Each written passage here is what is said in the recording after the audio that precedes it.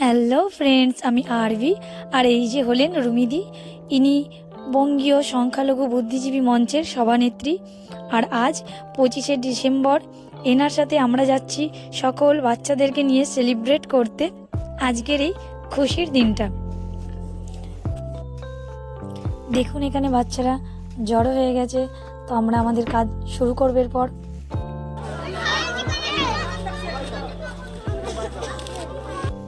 দেখো এখানে দিদি সকলকে নিজের হাতে কেক খাইয়ে দিচ্ছেন, সকল ধর্মকে ভুলে।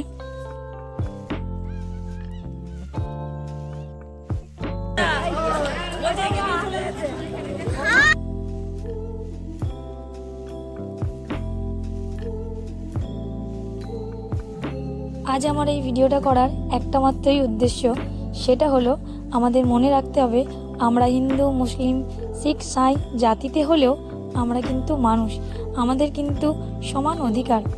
তাই ধর্ম যার যার, উৎসব কিন্তু সবার। আজ এইটুকুই, দেখা হবে নেক্সট ভিডিওতে। বাই বাই, সুস্থ থাকবেন, ভালো থাকবেন।